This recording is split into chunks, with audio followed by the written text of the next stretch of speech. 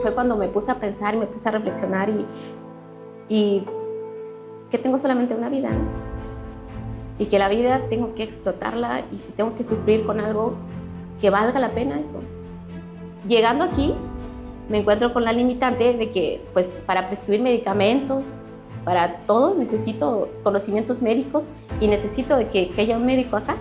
Entonces dije, no, yo me puedo limitar solamente a ser enfermera, tengo que estudiar medicina. Entonces fue cuando otra vez hice todos los trámites y estudiar para ya la UNAM.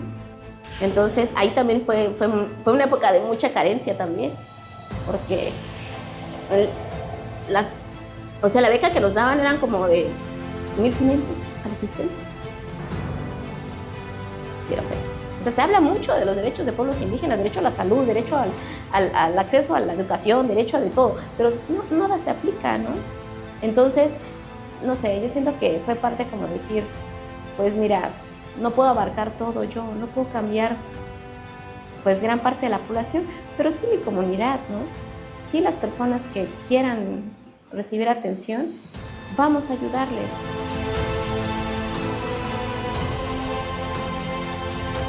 Ni en sus mejores sueños, Hilda Salvador Eslava, aquella niña que para llegar a la secundaria debía cruzar el río en una chalupa a las 4 de la mañana y caminar descalza 40 minutos entre lodo en temporada de lluvia, imaginó convertirse en doctora, y mucho menos egresar de la máxima casa de estudios del país, la UNAM, como médica internista. Hilda, originaria de Playa Chica, una pequeña comunidad indígena de Jalapa de Díaz, en el norte de Oaxaca, donde no existe ninguna instancia de salud, recuerda que ver morir a tantas personas, entre ellas familiares y vecinos, la impulsó a prepararse.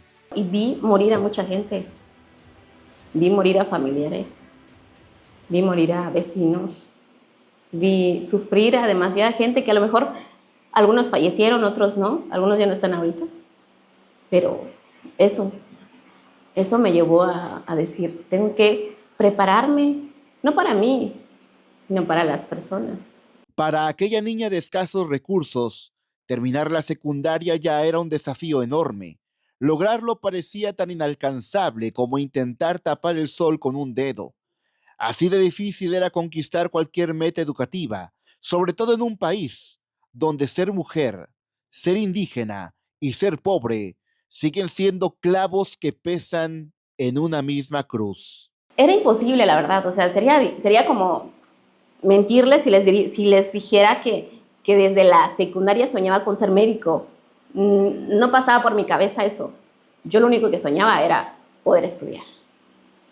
Porque también es el hecho de ser mujer, ser indígena, ser pobre,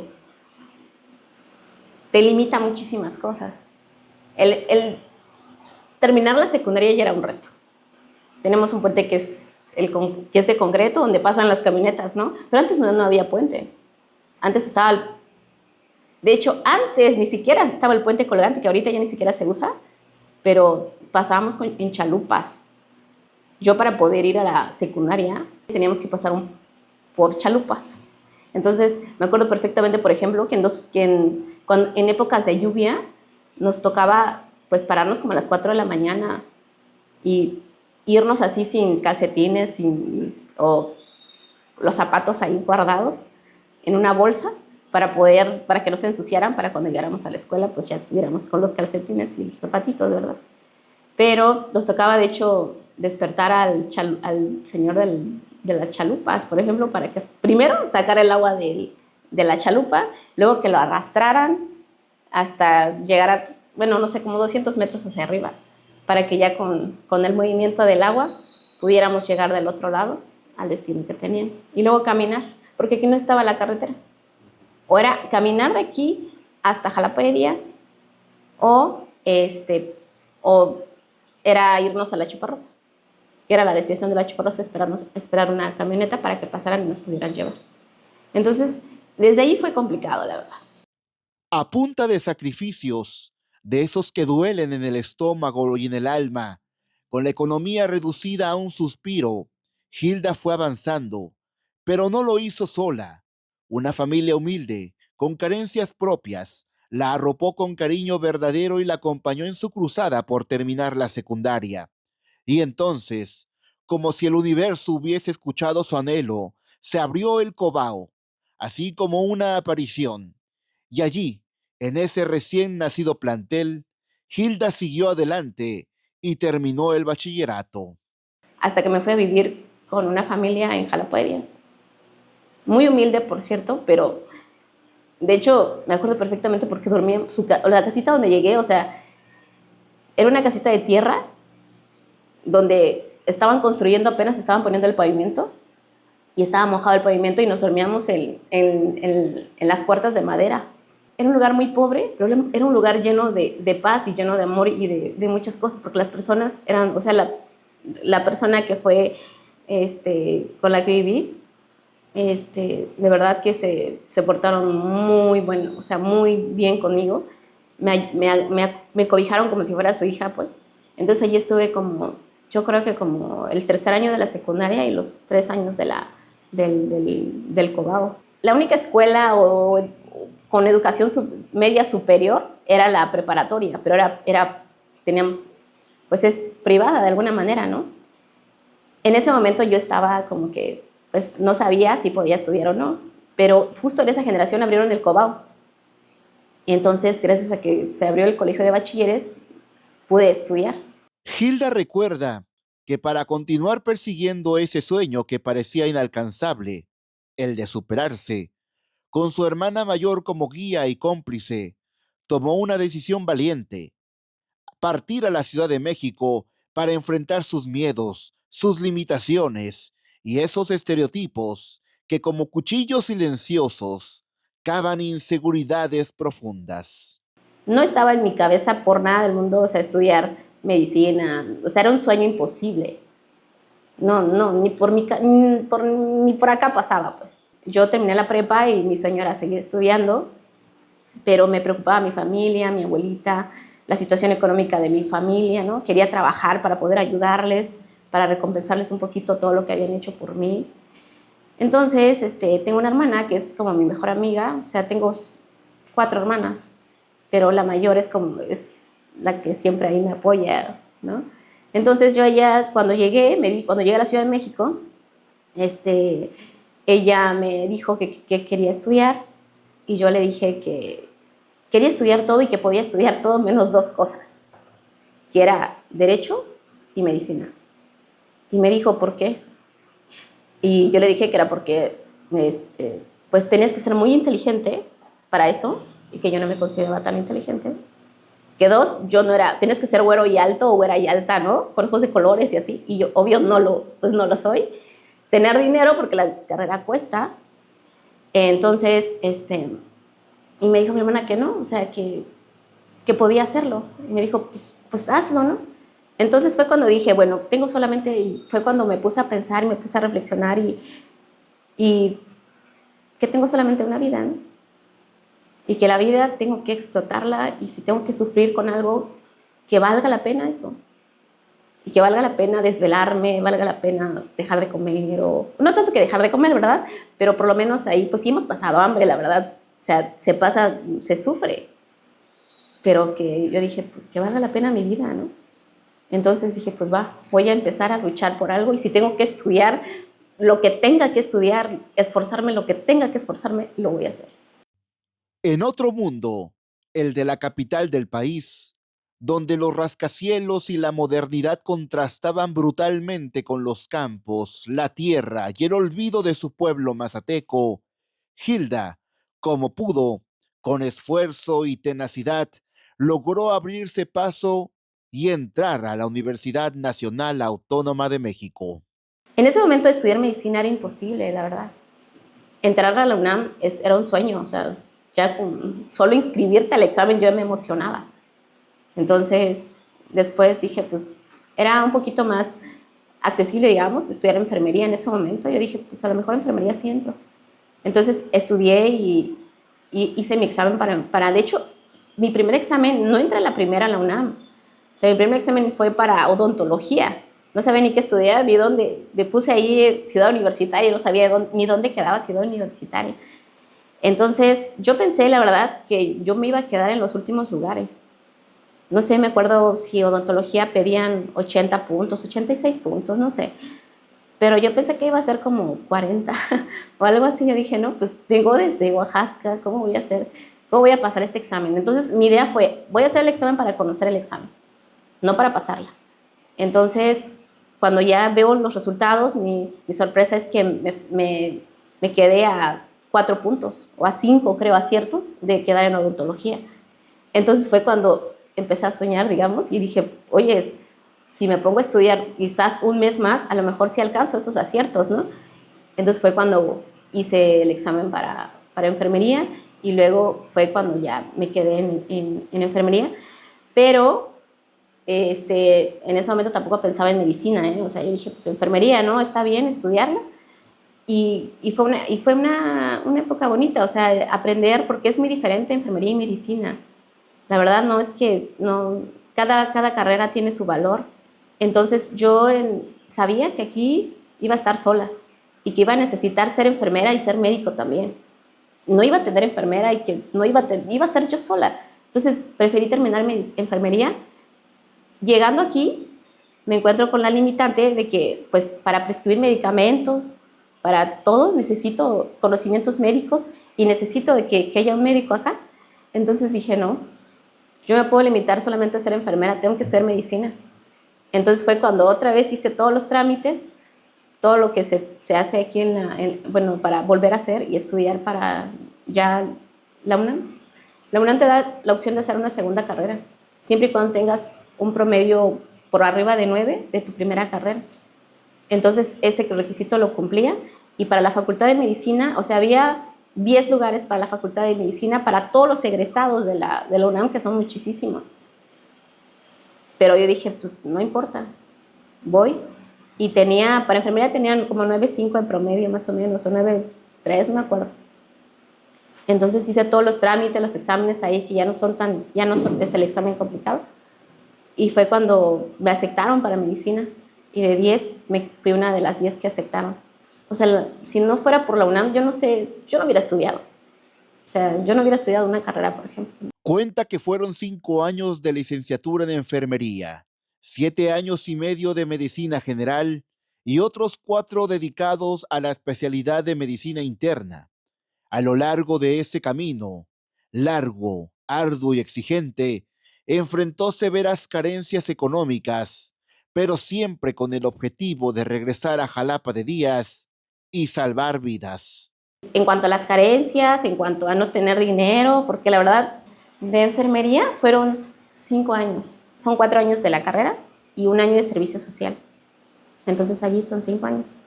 De medicina fueron 7 años y medio aproximadamente. Ajá. Ya contando también internado, que es donde haces guardias así cada tercer día. O sea, trabajas tu horario normal, pero tienes que hacer guardias cada tercer día, de quedarte en las noches y otra vez continuar tu guardia normal, ¿no? Donde eso sí fue desgastante, fue muy cansado. Eso fue en el internado y el servicio social lo hice por Huatulco, Puerto Escondido. Ahí estuve rotando en 3 centros de salud, algunos comunitarios, otros ampliados, así se le llama. Entonces ahí también fue una época de mucha carencia también, porque o sea, la beca que nos daban eran como de 1,500 a la quincena. Sí, era feo. Hoy, de regreso a la tierra que la vio nacer, Hilda vuelve con el respaldo de la academia y la experiencia adquirida en hospitales de la gran urbe. Comenzará de nuevo, con lo mínimo, un escritorio, su computadora, una báscula y una cinta métrica. Pero con eso basta para lo esencial, brindar atención digna a su gente. Falta mucho. Me falta, o sea, apenas es empezar aquí otra vez. Pero digo, así como empecé, ¿no? O sea, tampoco tenía nada, ¿no? Entonces, ahorita, como usted dice, pues igual no tengo tampoco todos los conocimientos, porque la verdad es que medicina es amplio, es demasiado, cambia todo y nadie sabe todo. Pero lo que pueda yo ayudarles con que por lo que he estudiado, ¿verdad? Pues yo con gusto, ¿no? Y lo hará rompiendo la barrera del idioma, en su propia lengua, el mazateco, porque sólo así se puede comprender a fondo y generar verdadera confianza con los suyos, quienes han sido víctimas del abandono institucional, históricamente mal diagnosticados y obligados a enfrentar múltiples enfermedades, muchas veces a merced del destino.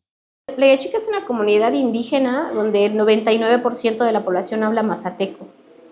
Hay personas que hablan un poquito, o sea, hay quienes hablan español y mazateco, ¿no? Pero yo creo que es como el 20, yo creo como el 15%. Más los niños que ahorita ya les están inculcando mucho el que hablan español y casi están dejando la lengua pues un poquito de lado, y eso no me parece tan bien tampoco, ¿no? Pero es una comunidad indígena donde hay carencia de salud, no hay centro de salud aquí, no hay médico, no hay consultorio, no hay farmacia. Las personas se curan con el medicamento que encuentren en la tienda que se vende pues al granel, ¿no? Que es un paracetamol, y mucho, por ejemplo, toman Endarzón o medicamentos que no deben de tomar. Por ejemplo, ahorita me he encontrado pacientes que toman medicamentos, por ejemplo, esteroides, que lejos de ayudarles, les perjudica demasiado, ¿no? Entonces las personas aquí es una comunidad que se automedica con lo que encuentren, pero sobre todo con hierbas. Con respeto a esa parte, ¿no? Y se entiende, porque toda mi vida ha sido así también. Pero las personas pues se curan con eso, con medicina tradicional. No van, regularmente es bien difícil que acudan con un médico por la cuestión económica, por la cuestión de la infraestructura. Salir de esta comunidad ahorita en las noches, o sea, ya después de las 5 de la tarde es complicado. Ya no hay camionetas que se vayan a Jalapa de día. Si alguien se enferma, si alguien necesita atención médica, las personas tienen que buscar a ver quién los puede llevar a Jalapa de Díaz y a ver si en Jalapa de Díaz los pueden atender, ¿no? No hay carencias de todo, hay carencias de agua, hay carencias de salud, carencias de trabajo, hay muchos niños desnutridos, muchas madres también embarazadas sin un buen control. Es una población con muchas carencias, es una población humilde que, pues, que ha sufrido demasiado, la verdad. Sabe bien que hay un hospital próximo a inaugurarse, pero que enfrentará la carencia de personal médico que hable mazateco. Ante la pregunta expresa de este reportero, Hilda responde sin titubear. Si su ayuda es requerida, acudirá con gusto. Por su pueblo, siempre. Y si hay necesidad de que tenga yo que estar allá, pues lo haría con gusto, ¿no? ¿Sí? Por la comunidad, no tanto por mí, o sea, por las personas. Ajá. Eso sí, porque siempre mi formación ha sido eso. Para la señora Silvestra Jerónimo, tener una doctora en Playa Chica es motivo de orgullo, sobre todo al conocer las muchas dificultades que Hilda ha enfrentado a lo largo de su vida. Es mi vecina, la queremos mucho. Sí, yo vi cuando iba a la primaria, cuando fue a la secundaria. Ay, no, ¿qué le puedo decir? No. En mi opinión, mi doctora en casa. Sí, porque no le puedo decir que es mi vecina, porque ya, mire, a metros estamos cerca de ella y pues bienvenida. Qué bueno que se regresó aquí a Playa Chica. También sus vecinas celebran que Hilda ya esté ofreciendo consultas en una comunidad donde siempre fue necesario contar con una doctora, pues nunca habían tenido la oportunidad de recibir atención médica, viviendo constantes desgracias sin quien las auxiliara. Estamos muy contentos, muy agradecidos con ella, pues, porque aquí ya contamos con una doctora aquí en Playa Chica. Ella es originaria de acá. También nosotros, pues, ya de noche, cuando uno está enfermo, pues ya tenemos ahí cerca. Ella ya aprendió un poquito más allá donde anduvo, ella estudió para eso. Y ella sí, le está echando ganas, pues. Así, nosotros estamos muy contentas que tenemos ya ahorita una enfermera, aquí una doctora. Una cosa así urgente de noche, una calentura, pues ya corrimos con ella. Porque sin doctora, sin enfermera, aquí no hay nada. No tenemos centro de salud donde vamos a ir. Pues vamos a hacer algo que nadie ha hecho, porque en esta vida, o sea, nunca, la verdad, nunca he hecho siempre me he ido, o sea, como he sido la excepción, creo, ¿no? Siempre dentro de mi formación, pues yo bien, con enfermería tenía un buen sueldo, la verdad, pero nunca me fui por el sueldo. Yo dije, no, yo necesito prepararme, pero para mi comunidad. Entonces, no voy a tener dinero, no voy a tener muchas cosas, voy a sufrirle, pero vamos a ayudar a las personas, vamos a tratar de ayudarlas, ¿no? Entonces, ahorita estoy regresando, la verdad, prácticamente solamente con lo que sé. Me falta mucho todavía por aprender. Todavía esto es un camino de aprender constantemente, pero yo estoy tranquila, o sea, estoy en paz, me siento contenta a veces de poderles ayudar y eso me llena, de que no me estén presionando, porque en un hospital, por ejemplo, en la Ciudad de México, no sé, te citan 20 pacientes y tienes que atenderlos en 15 minutos y es estresante, no tienes impresora, no tienes medicamentos, entonces se te llenan los pacientes, te enfermas también, ¿no? Medicina interna es pesado, es una especialidad pesada porque vemos de todo y a la vez, o sea, de todo un poco en adultos, pues, pero no, tampoco somos los especialistas, ¿no? Pero abarcamos gran parte de las enfermedades y nos puede llegar un paciente y la consulta de medicina interna no solamente se basa en por ejemplo, si llega alguien con neumonía o alguien con enfermedad pulmonar obstructiva crónica,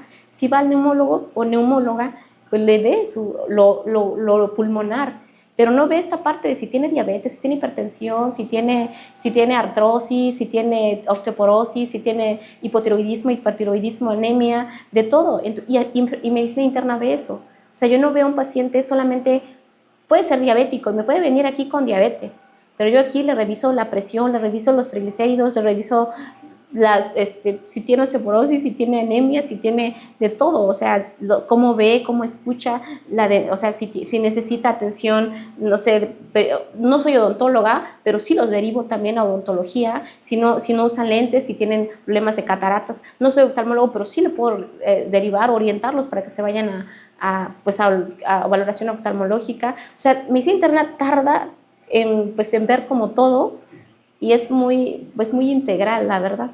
Entonces, venir aquí, pues sí necesitamos cosas, la verdad. Necesitamos, pues sí, electrocardiogramas, ultrasonido, de todo, laboratorios, análisis clínicos para poder dar atención de calidad, ¿no? Y me vine así, y pues sabiendo que iba a tener todas estas carencias, ¿no? Y que todavía voy a ver y que Dios me ilumine para poder ver la manera de obtener estos recursos para la población, ¿no? Porque hay personas, o sea, que necesitan atención, porque hay personas que siguen viviendo como si fuéramos hace 30 años, ¿no? Y así, Hilda comienza otro de sus sueños: evitar que su gente siga muriendo en el olvido, compartir lo aprendido, curar con dignidad, sanar con empatía, ser esa luz que nace al pie del imponente Cerro Rabón, no solo como símbolo, sino como un reflejo de él, firme, silenciosa, resistente al paso del tiempo, porque como el Cerro Rabón, que se alza majestuoso sobre Jalapa de días y resiste tormentas y siglos, Hilda también se mantuvo en pie, desafiando la pobreza, el abandono y los prejuicios. Allí donde una niña soñó con lo imposible, hoy se levanta una doctora que lo venció todo. Para El Piñero, Periodismo y Debate, Roberto Polo.